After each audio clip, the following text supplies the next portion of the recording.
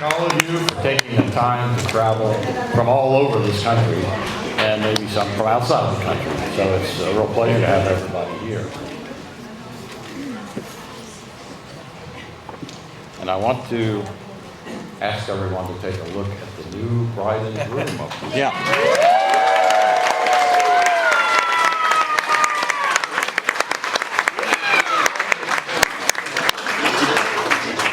We are very thrilled to have a new son-in-law in our family. One that is very dedicated, honest, sincere, hardworking, and our newest relative and newest son-in-law to match an equally talented son-in-law that we had like 17 years ago. I don't know where he is. He's over there. There he is. Yeah, Joe. Back at the bar. Back at the bar. 18. 18. 18. It's 18 years. 2007. We're not good at math down here. But I would like to do just one little story about my new son-in-law, Ali. We both love to fish. And he wanted to ask me for my blessing for my daughter's marriage. So he took me out fishing and he said if he catches a nice big fish, he'll be in a good mood and I can ask him to, Yes. I can ask him, or he can ask me to give my blessing. So we didn't have the fishing lines in the water very long and I snagged a real big red. And it was big and I was reeling this thing in and I was like, this is great. I got it all the way up to the boat and I'm looking down at it, it was big. And as I lifted it up to get it in the boat, it slipped off the hook, disappeared into the water, never to be seen again. So I was disappointed. But I turned and looked at Ali and he was devastated.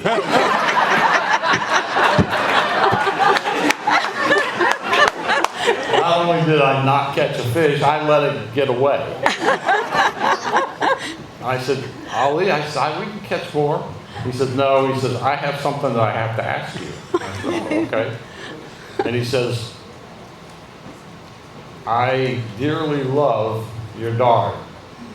And then he paused, and I thought, oh, but? Well, you want to give her back? What? No return policy. But he asked me if he could marry my daughter, and I said, of course. Welcome to the family. We'd love to have you. And we threw the lines back into the water.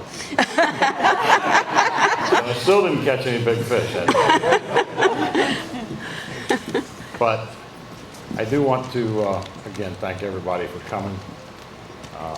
It was a lot of you traveling a lot of different areas, and we worried about everybody driving and flying. Our son-in-law and daughter and 3 kids all in the wedding, and they had a terrible time trying to get here. Their flights were delayed. They were flying into Dallas. Their flights were delayed. They had to rebook, and they ended up getting here through Charlotte about 3 hours later than what they thought. So it worked out perfect, and we were thrilled to have them all. So I would like to just give the bride and groom a final expression of our appreciation and our love for them. And we wish them the best in their adventures and hope they catch lots of fish. Good job. Well done. So we love you. We'll get that red back. Yep. He's down there laughing at me. All right, we're good. Guys, I want to clear something up from the get-go. My name is not Bob. Hey, don't call my daddy Bob. Don't call my daddy! My name is not Bob. Guys, we all know why we're gathered here today, right? We're going to plan out Portsmouth 2026.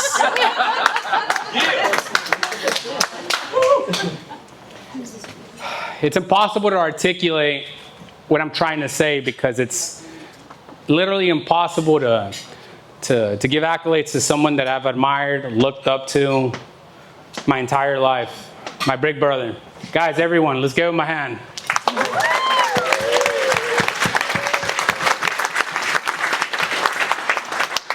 My big brother's taken care of me so many times that I can't get into all the stories because there's probably still what's that word whenever exactly I didn't say it, you did. Okay, if there's a lawyer here, I think that there's something there. All right, I want to get this speech right because yesterday I didn't think I landed it just because it's so hard to articulate, like I keep saying, everything that I'm feeling. And I think the best way to do that is to tell 3 stories. Us growing up Bama, growing up Cali, and growing up Charleston. That's going to really bring you guys in to see how everything that we went through. All right. Gati, do you remember what a tetherball was back in the day? I love tetherball. All right. Does anyone know what a tetherball is? Yeah. Awesome, right? So it's pretty simple. There's a pole, there's a string, and then there's a ball, right? But we grew up in San Bernardino, so there was no string, no ball, just the pole, right?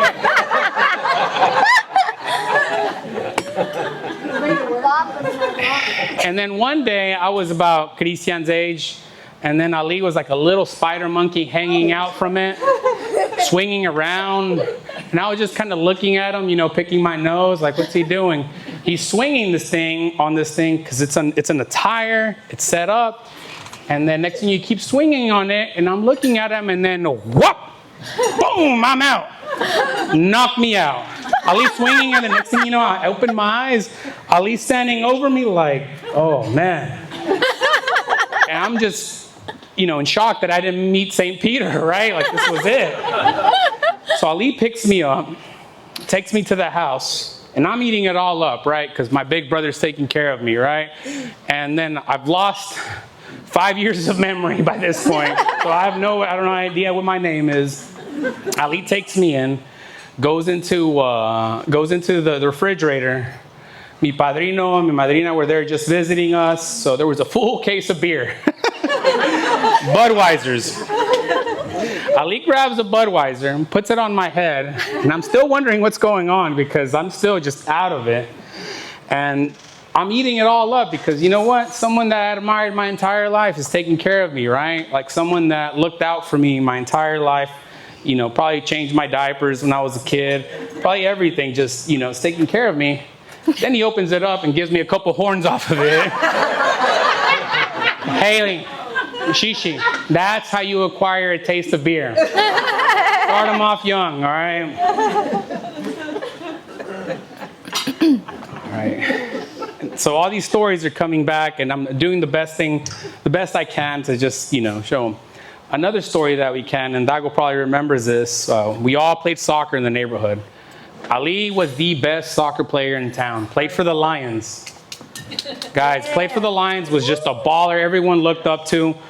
And I remember going there, watching him play, and just being in awe. But, we were neighborhood kids, so one day we had a flat ball.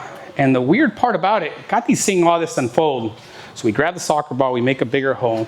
And if you guys knew where we grew up, there was not a lot of grass, It was I don't want to say ghetto because that makes ghetto look bad. But, so we started filling it up with dirt. So this soccer ball is filled up with dirt. Next thing you know, we walk up to one of the little essays running around. And we're like, hey, I'll give you $1 if you can score a goal from right here. Goal this big, right? The little kid will come up, boom. Next thing you know, he's falling over. We're all laughing. Kathy's watching this unfold, right? We get the other kid, the third kid. Next thing you know, Kathy comes up, I can score a goal. We're like, no, don't do it. Don't do it. Kathy runs up as hard as she could. She bends the ball, bends her foot. She falls over, and we're all dying laughing. Like, Kathy, why'd you do that? She's like, I thought I could score. Like, no, of course you can. So these are some of the good memories that we had in Cali. And those were some of the things that, I remember the most, or try to remember the most, the good times. And then we moved to Bama. And it was culture shock, right? We didn't know earmuffs. Earmuffs. We didn't know damn or hell were bad words. Because in Cali, those aren't bad words, right? So we had to acclimate to that. And one of the hardest things to do to acclimate is, you're going through school and just trying to make our own way. And it was super difficult. We all struggled with school. We all struggled with grades, but we all had each other's back. Like I remember Ali highlighting Alabama history passages for me so I could remember, and I would read them and I couldn't remember them. And you'd sit down with me and he was like, don't be such an idiot, learn it. And then I was just like, yeah, motivation, cool, but sometimes the belt works a little bit better. So we found our own way. We were all hard workers. We worked in sock mills, we worked in restaurants, and it kind of, it was ingrained in us, the importance of work. I was super, appreciative of Bruce talking about Ali, how much of a hard worker he is, because if anything encapsulates Ali in one word is hardworking. He puts in that work, in anything that he does. And I know that, they're going to have a very, very happy marriage just because of how hardworking he is and how hard-headed he is too. So whenever you need to, Really? just remind him. So whenever Ali started working at this sock mill called Blue Chip, one of the first things he did with his paycheck and with the help of our older brother Menu helping him out along the way, he goes to an auction. And I'm not sure if he bought a Merker or a Mercury. Because I think the Y was missing from it, or someone pulled the Y, and then that was the car he drove forever. And this was like, oh, cool, Ali had a car, but we weren't sure if it was a Merker or Mercury for the longest time. So this is part of growing up Bama, right? And then I'm not sure if you remember this, but when I turned 13, my mom, my dad, Ali, Susana, Menu, they all bought me a paintball gun. And it was cool, 13, right? You're just shooting it at whatever. Next thing you know, we got our little brother to put on 5 pairs of pants, 5 jackets. He had the helmet on and all that. And then all of a sudden, he had this thing on and he was going. And then me and Ali were just, like duck hunt. Bam! Bam! Bam! Someone caught Pancho. And Pancho let the loudest scream he ever let his life. My dad came out like Obi-Wan Kenobi with the lightsaber, but it was a belt. Swinging that thing. Catches Ali, catches me. And Pancho's still screaming because he was hurting so much, he got the belt too. Caught a paintball and the belt. True story. So all these stories, all right, and talk about Ali's metamorphosis at this time, and it's crazy because I had a dream last night, or the night before, one of these dreams, that there was a caterpillar on my dad, and I was looking at the caterpillar, and it's a true story, I had this last night, and the caterpillar was just changing, and I'm like, man, like, what's going on? I wrote all these things, I have all these things on my mind, like, what's going on? Like, well, this is it. This is the event. This is my dream right here. Like, Ali, becoming who he's meant to be. Like, this is it right here. And there's rare moments that we have that we can appreciate it and then just be like, wow, this is so cool. And I'm so excited that, it's you, Carrie, because you bring out the best in my brother. Like, honestly, like, for real. But there's a couple of things during that metamorphosis in Alabama that you don't know about, right? Just a few. All right. Did you know Ali used to have slick back hair? Yeah. And one trip to Birmingham changed all that, right? He used to go to Vestavia Hills, like these hills, 500 Benz, this, that, Maseratis. And then we used to have a bucket. We used to have a 1988 Dodge Caravan that we drove in the 2000s that we'd pull up into these nice neighborhoods, and that was Scotty's vehicles for an entire high school era. But we'd go into these places, and then all of a sudden Ali comes back, and Ali's changed, right? No more slick back hair. He put blonde highlights, Blonde highlights, I kid you not, right? All right, no more Dickies. His Dickies weren't creased anymore. They were American Eagle cargo vans, right? Cargo shorts. And then it was, he reached the pinnacle that none of us thought that we could do, right? We all played soccer. And I want everyone to appreciate the talent that this guy had like I did. Yeah. Ali was the first Orozco to go to Europe and play a soccer tournament. So guys, everyone collecting, let's give him a hand for that.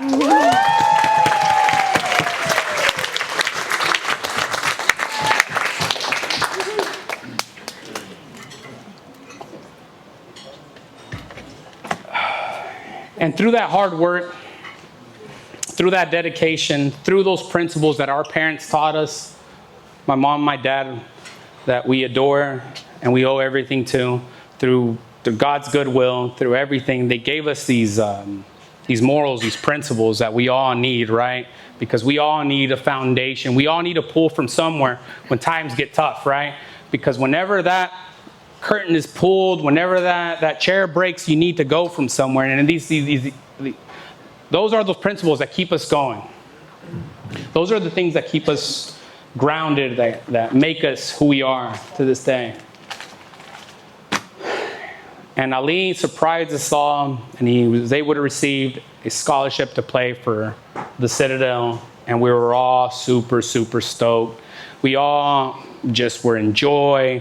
I remember talking to Dago, talking to my parents, talking to Menu of how proud we are at this moment, because the first Orozco to go to college. So he had the weight of the world on it. And then I remember him telling me how much it weighed on him, but it didn't dawn on me until we were in church, and he was telling to you how he would find comfort in that solitude in that church, and it meant so much to me, and I teared up. I was like, I remember hearing that story. I remember hearing that story as a kid, and it resonated with me. It's resonated for me forever. And Papoose knows that this level of sacrifice that you guys had to do to get where you guys are now, it takes climbing a mountain.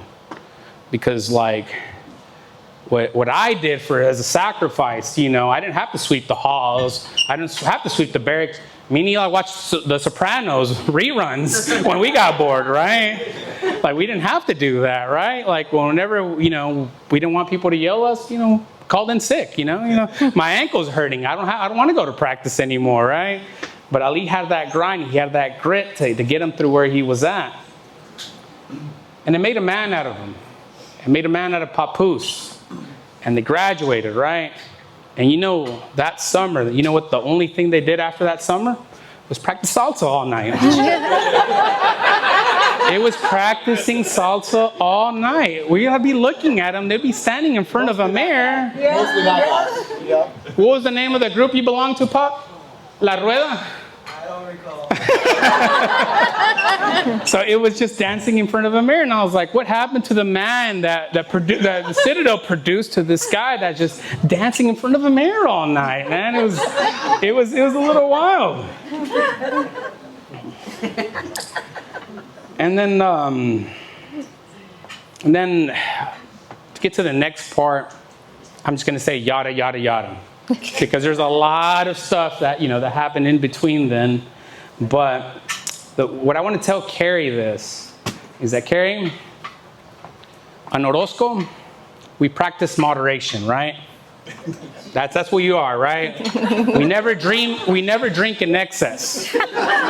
Just ask my older brother Menu, who made it rain in the rancho, throwing $100 bills everywhere for a beer run. Like we don't drink in excess, right, Haley?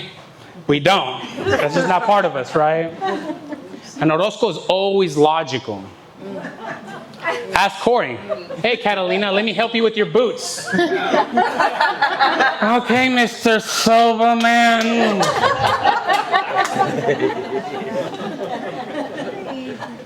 And an Orozco never exaggerates. Just ask my dad. How big were those gallos de pelea? ¿Qué tan grandes estaban? Ask him how big those watermelons were, right? My dad would tell you they're handfuls, right? And this is the part that I really want to land. You know how I knew Carrie was the one? Bruce, do you know how? Because she cheated and beat me in poker. Cheated and beat me in poker. You know how I got her back, Bruce? I overserved her, and long story short, she took a nap in the bathroom. First Thanksgiving with his family. First Thanksgiving. That's the way you do it. And I knew she was the one whenever how hard she cackled when one of Catalina's brothers interrupted her 15-minute story to Monique at a dinner table. I'm talking about there was a loud noise, and then we all just cracked up, and her cackling made us really just, I was like, okay, yeah, she's the one. She's part of the family now. All right. So Ali, there's no words that I can tell you, man, how much I love you, how much you meant to me. And the only thing I could do was name my son Luca Ali as a testament to you, man. Like, man, I couldn't ask for I could ask for a bigger brother, but.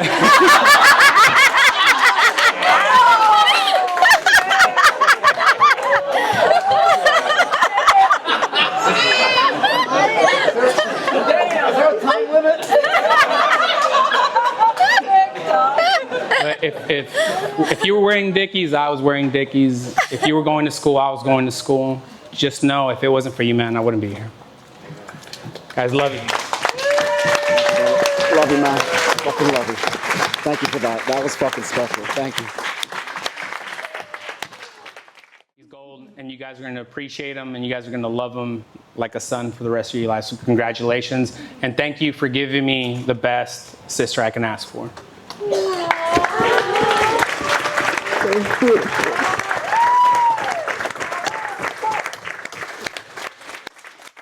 I am Carrie's sister, Amy, and I'm honored to be able to stand next to these two tonight.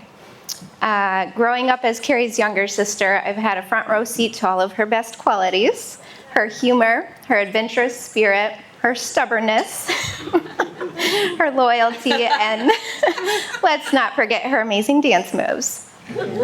Carrie has always been the type of person who lights up a room, who will stand up for the people she loves, and who will get you on the dance floor whether you want to or not.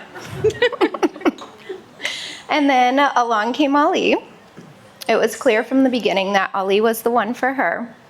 He doesn't just accept her strong will, he admires it. He also somehow manages to keep up with her energy. Most importantly, Ali brings out the best version of Carrie. And as her sister, I can't tell you how much that means to me.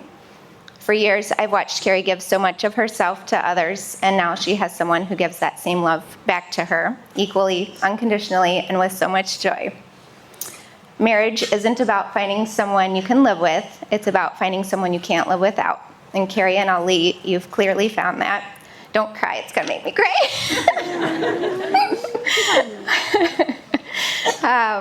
So let's raise a glass tonight to my sister, who is the star of the dance floor, and to Ali, who makes sure the music never stops. May your marriage be full of laughter, adventure, patience, and endless love. To Carrie and Ali. Cheers.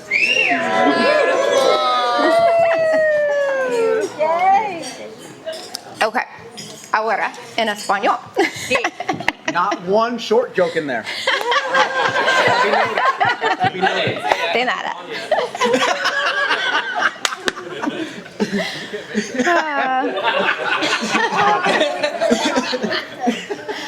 Okay, en español. Soy Amy, la hermana de Carrie. Yo hablo un poco español, pero Kathy me ayudó para traducir. Así que yo digo algo inapropiado. Kathy tiene la culpa. It's me. Crecí junto a Carrie como su hermana menor. Yo conozco bien sus mejores cualidades, su humor, su espíritu aventurero, su terquedad, su lealtad, y no olvidemos que increíble es para el baile. Carrie es una persona que ilumina una habitación cuando entra, que defiende la gente que ama y que le gusta arrastrarte a la pista de baile, aunque quieras o no. Y entonces llegó Ali. Desde el principio fue claro que Ali era la media naranja de Carrie. Él no solo acepta su fuerte voluntad, Ali la admira. Él puede mantener el nivel de energía de Carrie. Lo más importante, Ali saca la mejor versión de Carrie. Esto significa todo. Durante años he visto a Carrie dar tanto a otras personas y ahora ella tiene a alguien que le devuelve ese mismo amor incondicionalmente y con muchísima alegría. El matrimonio no se trata de encontrar a alguien con quien quieres o puedes vivir, sino de encontrar a alguien sin quien no puedes vivir. Carrie y Ali tienen eso juntos, así que esta noche brindemos a mi hermana Carrie, la estrella del baile, y a Ali, que siempre se aseguró de que la música nunca pare. Que su matrimonio esté lleno de risas, aventura, paciencia y amor infinito. Salud, Carrie y Ali. I'm so proud of you! So well done.